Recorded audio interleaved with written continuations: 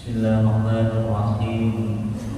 Wal musannif rahimahullahu ta'ala wa nafa'ana bihi wa bi ulumuhi wa abadana bi madadihi wa afa'a alaina bi barakatihi fid dharain amin. Al-Fatihah.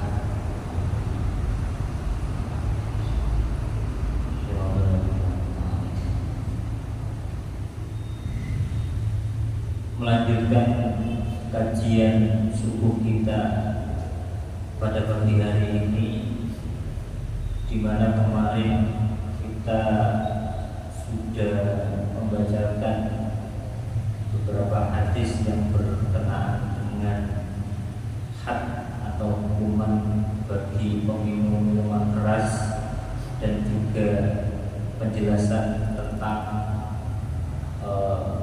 hal-hal yang memabukkan. Sebagai catatan tambahan, segala bentuk hukum jinayat atau pidana dalam kajian Islam itu rumusan pelaksanaan pemberian sanksi itu bukan oleh sembarang orang. Kembali lagi, bentuk pemberian sanksi dalam hal hukum jinayat di dalam Islam itu yang memberikan ketegasan terhadap sanksi atau hukuman itu bukan sembarang orang. Artinya ada lembaga, baik itu dalam hal peradilan atau mahkamah, kemudian yang memutuskan bisa seorang hakim atau merupakan seorang qadhi. Maka yang memberi tambahan catatan, apa boleh kita kemudian secara pribadi menghukum? Jawabannya tidak boleh. Jawabannya tidak boleh. Karena pada masa Nabi pun kemarin kita juga menyampaikan bahwa orang-orang yang melakukan pelanggaran itu dihadapkan kepada Nabi dan kemudian dihukum. Perihal masalah khamr atau orang yang meminum minuman keras, dalam beberapa tata cara peradilan hukum, utamanya yang diterapkan di Aceh kalau di Indonesia itu, kemungkinannya dua. Yang pertama, dilaporkan karena ada laporan. Kalau terkait masalah laporan ini, maka harus mendatangkan dua orang saksi yang tentu dalam hal ini mempersaksikan secara langsung, tidak boleh hanya mengira-ngira. Salah satu bentuk perkiraan itu apa, Ustaz? Misalkan muntah, kok ngomong dulu mau muntah-muntah pinggir jalan terus sampai lapor, mungkin mampu, tak mesti Pak. Mau muntah-muntah ini kadang masuk angin misalkan. Maka itu harus dohir, harus betul-betul melihat betul apakah orang ini dalam kondisi betul minum minuman keras. Yang kedua, atas dasar ikrar, pengakuan, sudahlah, bentuk tobat saya kepada Allah, saya mengaku kalau saya sudah minum minuman keras dan saya ingin lihat daripada saya dihukum di akhirat kelak oleh Allah Subhanahu wa taala, maka silakan kita dicampur. Itu yang saya lihat di beberapa kasus yang ada di Aceh. Jadi ada orang yang dengan sadar kemudian menulis pernyataan bahwa memilih hukum had atau hukum Islam untuk diterapkan. Dan pada prakteknya lembaga qanun yang ada di Aceh itu saya lihat lebih mengambil kepada hukuman yang 40 bulan. Misalkan lebih, kalau bisa lebih, kemarin kita sampaikan bahwa maksimal dalam hal had hukum cambuk dalam orang yang minum minuman keras itu bisa mengambil pendapat Umar bin Khattab yang mendasarkan kepada had minimal yaitu 80 kali cambuk. Kemudian bagaimana dengan tempatnya? Tempatnya tentu tidak boleh sembarangan. Mulai ngapurin di rumah masjid, langsung di rumah masjid dibuat tambah seru. Itu begini di rumah masjid. Aduh, gila bayang kalau pun harus cari tempat-tempat yang bahasa gampangannya tempat eksekusi lah, yang tentu dengan cara yang baik. Kemarin saya sampaikan jangan sampai pukul wajah, Jangan sampai mukul sesuatu yang vital. Dan yang paling akhir dalam hal pelaksanaan hukuman itu, Rasulullah SAW kemarin saya memberikan catatan, kendati ada beberapa riwayat yang menyebutkan bahwa hukuman orang yang meminum minuman keras beberapa kali itu, ada riwayat yang menyebutkan bahwa boleh dihukum mati. Tapi saya sampaikan kemarin prakteknya Rasulullah tidak pernah melaksanakannya. Walhasil yang menjadi ketetapan hukum bagi orang yang meminum minuman keras itu tidak sampai pada takzir atau had yang sehingga kemudian menghilangkan nyawa. Baik, untuk selanjutnya terkait masalah bayanu muskir. Apa hal-hal yang dimaksud terkait sesuatu yang memabukkan? Rasulullah SAW dalam hadis ini, wa an Ibnu Umar radhiyallahu anhuma anna Nabiy sallallahu alaihi wasallam qala kullu muskirin khamrun. Kata Nabi, segala sesuatu yang memabukkan itu khamr. Wa kullu muskirin haramun, dan pada setiap yang memabukkan itu hukumnya haram. Jadi kalau kemudian ditanya apa yang disebut dengan khamr, itu adalah segala sesuatu yang memabukkan. Kemudian khamr itu sendiri apa? Sayyidina Umar di sini menjelaskan bahwa al-khamru ma khamara al-aqla. Yang dimaksud dengan khamr adalah segala sesuatu yang menutupi akal. Kalau di zaman Nabi dijelaskan Pak, di banyak riwayat itu yang dulu itu bisa dibuat khamr itu hanya 5. Pertama dari perasan anggur, yang kedua dari rendaman kurma, kemudian dari madu, itu juga pernah ditemukan di zaman Nabi. Jadi ada minuman keras itu yang dibuat dari madu. Jangan kontang-kontang pulau yang mau pedang mulai gitu, nggak tahu ya. Tapi ada itu ditemukan itu. Kemudian wal qitnah dari gandum yang kualitas rendah dan gandum dalam bentuk kualitas yang baik. 5 bahan ini ditemukan dulu pada zaman Rasulullah. Tapi Nabi juga sudah memberikan catatan bahwa selama barang itu memabukkan, ya sudah, itu khamr. Maka dasar inilah ya dasar umum yang diterapkan oleh para ulama ketika kita sudah sampai di pada masa sekarang. Kalau dulu yang disebut khamr itu adalah sesuatu yang banyaknya adalah diminum, maka para ulama memberikan catatan bukan hanya diminum, tapi apa saja dalam bentuk cair, padat, serbuk ataupun apapun yang sifatnya memang muskir, memabukkan, maka itu adalah khamr dan itu haram, kata Nabi Muhammad SAW. Dan sebagian ulama sepakat bahwa itulah hukum yang sebenarnya yang dikehendaki oleh Rasulullah SAW. Jadi Nabi itu pun seperti besok itu macam-macam kayak perkara kayak ini macam-macam. Sudah catatannya itu sudah. Dan dari zaman dulu yang ditemukan hanya, kalau di Mekah hanya ditemukan dari kurma, dari perasan anggur. Setelah itu agak melebar, ternyata ada juga dari bahan-bahan lain. Dan ketika Islam sudah menyebar seperti ini, ternyata banyak zat-zat adiktif atau sesuatu yang memang bisa membuat akal ini hilang, termasuk jamur lepong. Saya sih biar masyarakat dan dulu kalau tinggal ini model di jamur lepong, gini ngoten-ngoten itu sudah cobong nompon. Wah, entah itu mau dikonsumsi, diminum atau dimakan atau bentuk apapun, disuntikkan ataupun apa cair padat, maka selama semua itu memiliki efek menghilangkan akal atau menutupi kesadaran akal kita, itu diharamkan. Kemudian wa Jabir radhiyallahu anhu Rasulullah sallallahu alaihi wasallam qol ma ashkar kasiruhu fa qaliluhu haram. Kata Nabi, apapun bentuknya, kata Nabi, segala bentuk yang dalam jumlah besarnya mampu menjadikan seseorang itu mabuk, maka dalam jumlah sekecil apapun itu juga haram. Kalian dengan boten kata kok boten kata.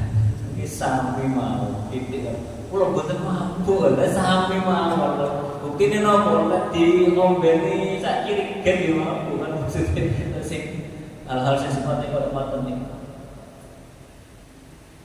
Tuntas sudah terkait muskil ini insya Allah tuntas karena Nabi catatannya banyak.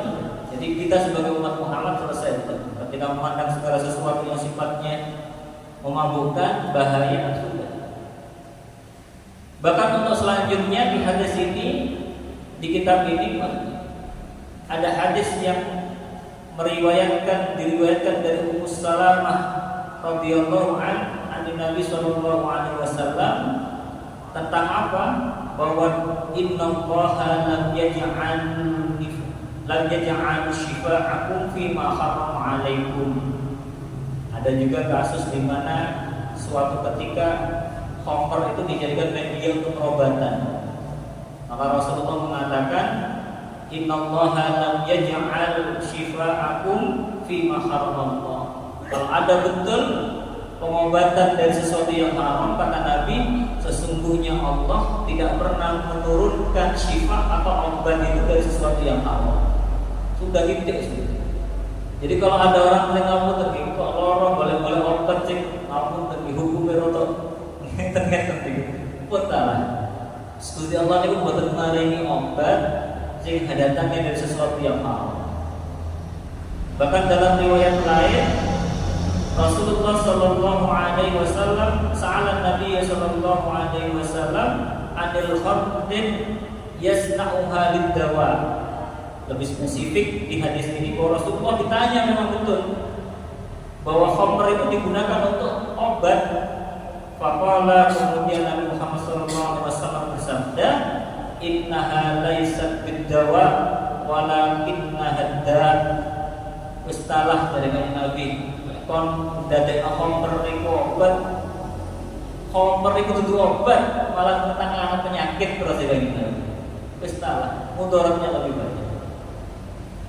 Dari semua yang diriwayatkan ini, bab ini selesai. Tapi kalau kita ingin memberikan catatan bahwa sesuatu yang diharamkan oleh Allah itu secara zahir itu mampu merusak jiwa kita. Dan kalau ada orang atau sahabat kita dan keluarga kita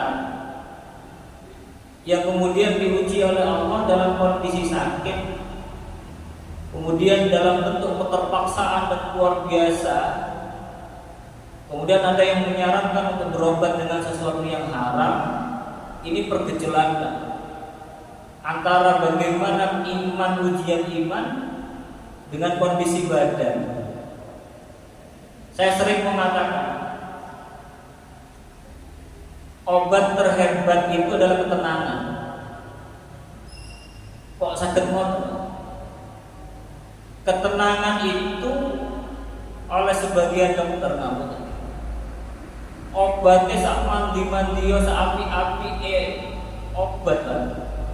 Lek wong ini ku tegang, ngapunten nggih. Stres kacau nih. Efeknya itu obat itu tidak berefek untuk penyembuhan. Makanya kalau saya mengatakan seringkali lek jenengan tasik diuji kalian sakit, cek sabar. Di masyarakat itu saya sering melihat ujiannya itu sakitnya ngapunten namung linu. Tapi karena pikirannya bingung juga, merasa tidak nyaman dengan kelindungannya nih. Ngombe obat satu tidak sembuh, ngombe obat mana yang liane tidak sembuh, ngombe obat liane tidak sembuh. Yang pertamanya sakitnya mek linu nih, akhirnya komplikasi. Saya sering nih panik, kamu dibandingin loro nih panik. Kalau saya sering melihat itu di masyarakat panik, gigirangan, panik itu tidak menunggu saya, mati-mati loh, apa pulau gitu. Bahkan ada kamu sebagian di masyarakat ini yang diuji Allah itu hanya ngapunten. Wis kasarane ngapunten kolesterol atau asam urat. Ya sudah Pak, berobat saja sudah dengan apa yang sudah dianjurkan oleh dokter dan disabar. Lek terus niki kula niki mboten dalil gitu. Cuma yang sepah kula biyen lek ngajari kula nang iya le penyakit itu tekone berbalik alon-alon.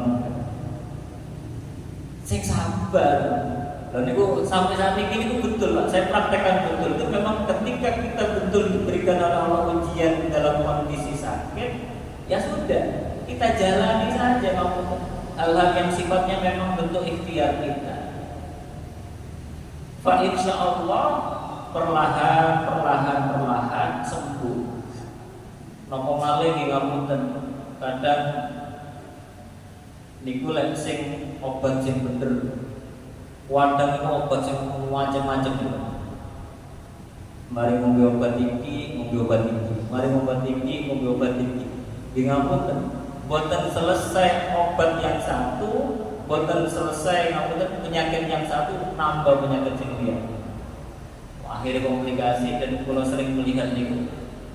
Alhamdulillah dari kula niki ngapunten Pak, teng desa niku sering memang hadir teng pemakaman atau hadir di beberapa orang yang meninggal gitu.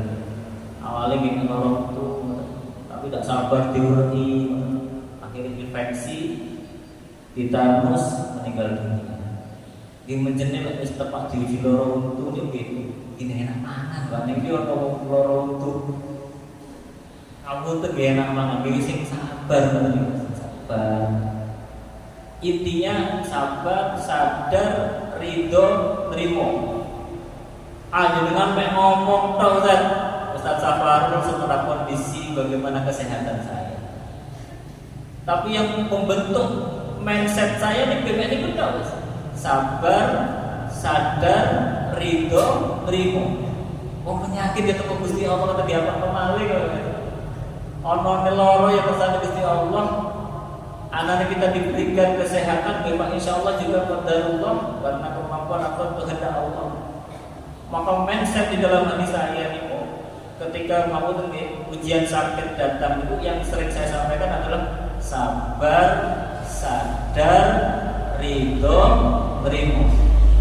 Sudah kekuatan terbesar seorang muslim itu adalah pertama sabar. Sudah, memang kita dituntut untuk sabar ketika sabar. Kemudian sadar bahwa segala sesuatu ini sesuai dengan kehendak Allah. Ridho, artinya apa? Apa yang kita rasakan, sakit yang kita rasakan ini mudah-mudahan bisa menjadi salah satu penebus dosa dan kesalahan kita. Nerimo, tenang. Buatan busa-busa kepingin dan waras buatan pokoknya sudah, waras gimana? Cuma saya tetap aktivitas. Alhamdulillah Allah masih memberikan kekuatan saya untuk beraktivitas. Kemudian ini catatan sing kemarin ingin saya sampaikan terkait tentang masalah agar kemudian kita memiliki hal-hal yang sifatnya kekuatan dalam hal kecintaan kepada Rasulullah SAW. Kalau pinten-pinten dinten kita jero Ramadan niki tadabbur beberapa hadis Nabi terkait bagaimana Rasulullah itu amat sangat cinta dan perhatian kepada umatnya.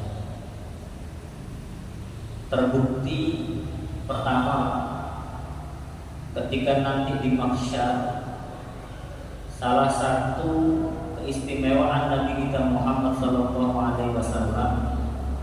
yang tidak diberikan Allah kepada Nabi lain.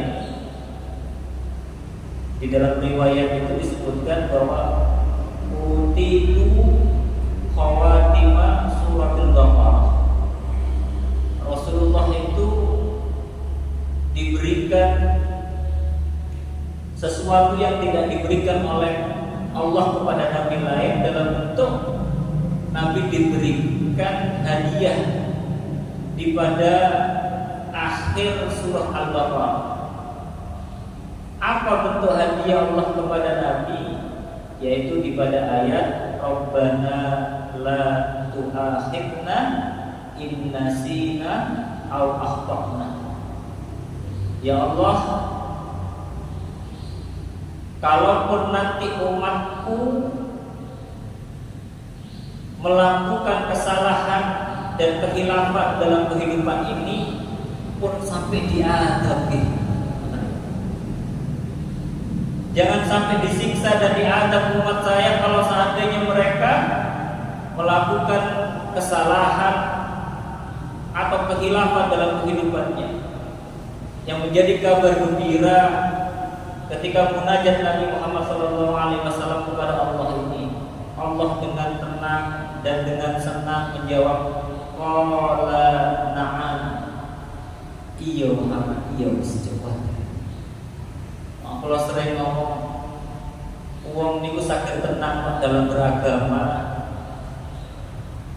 dengan setenang-tenangnya itu ketika kita itu tidak melakukan sesuatu yang berkaitan dengan hablum, yang mampu menjaga hubungan kita dengan hablum min Allah wa hablum minan nas. Kalau dengan hablum min Allah niku yang penting kita jaga sholat. Kalau hubungan dengan manusia pun sampai kalau panjenengan niki zalim dalam kondisi aku tadi.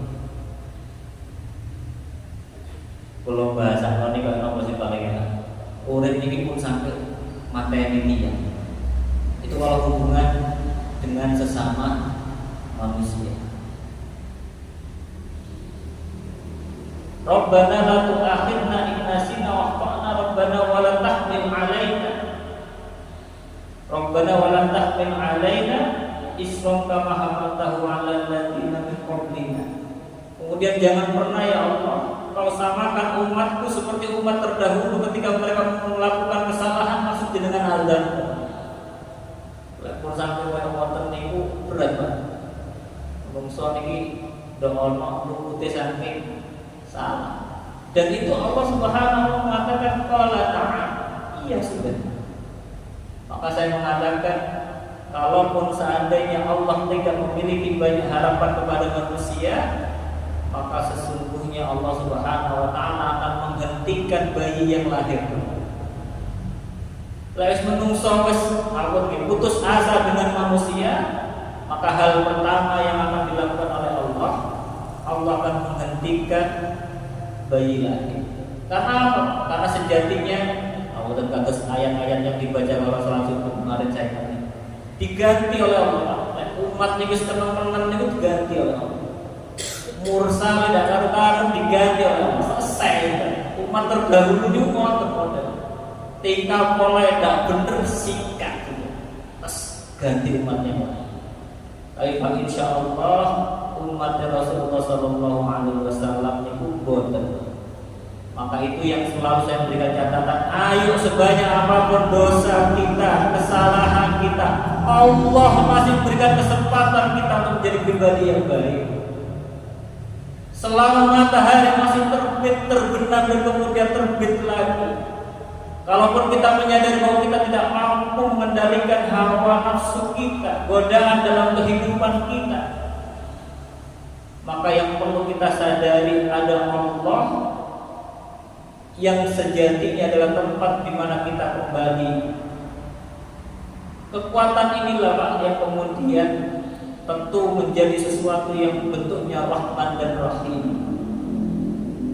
Kita tahu bagaimana Nabi Ibrahim alaihissalam ketika kelak dihadapkan kepada Allah, kemudian ditanya dengan kondisi umatnya, bagaimana umatmu ya Ibrahim? Nabi Ibrahim alaihissalam hanya mengatakan faman tabi'ani fa innahu minni, kata Ibrahim. Ya Allah, jika kau tanya kepadaku tentang umatku, maka yang mereka ikut kepadaku adalah umatku.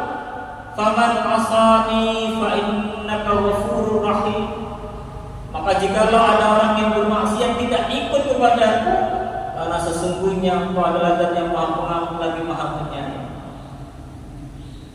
Bagaimana Nabi Isa alaihissalam ketika ditanya tentang bagaimana kondisi umatnya,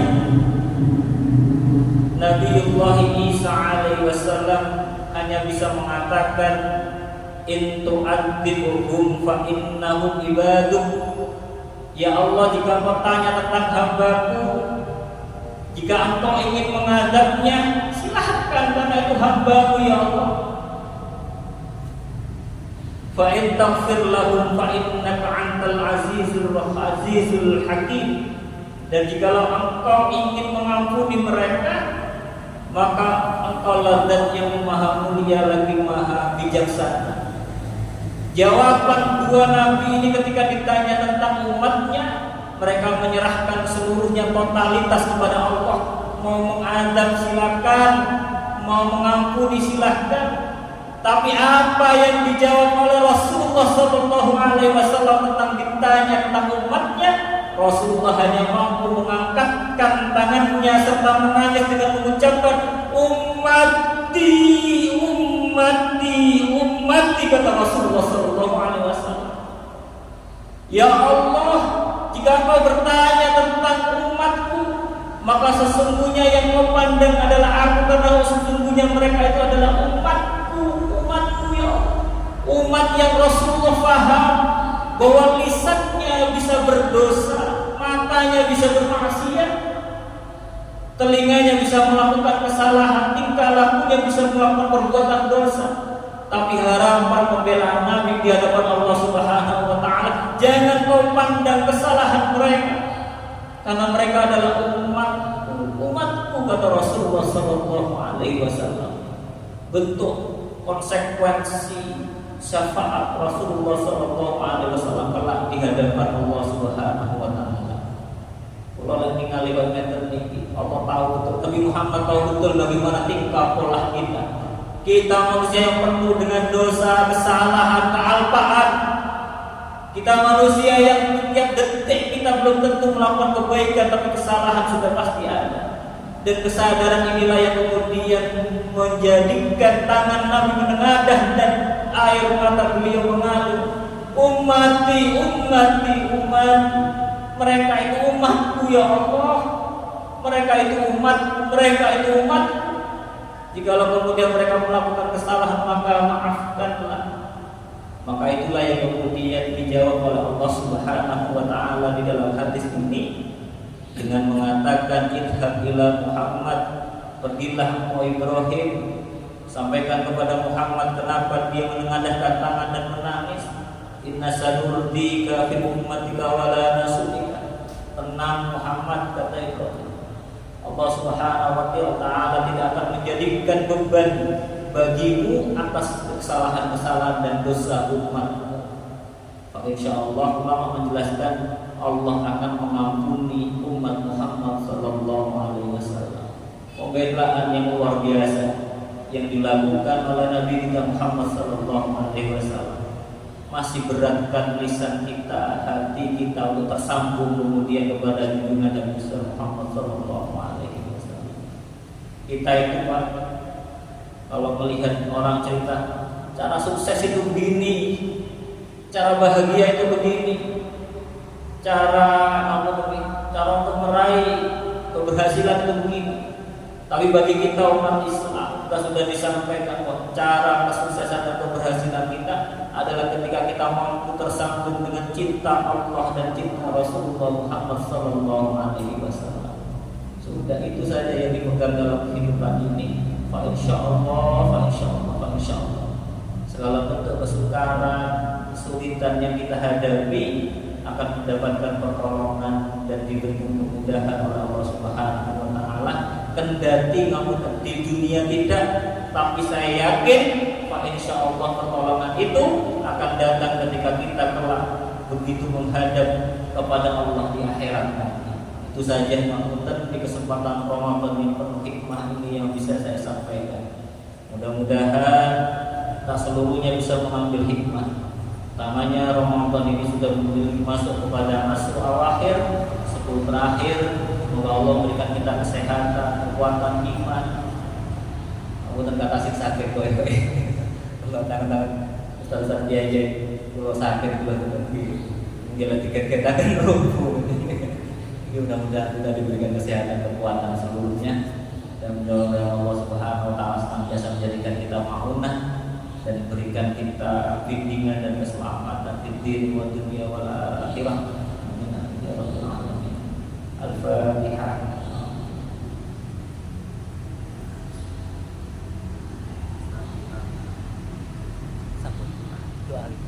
Jenengan Allah. Eta mah bi husnil niyah. Bi husnil niyah bima qadaina. Syafa'allahu biniyatil qabul bi jahin rasul al-Fatihah.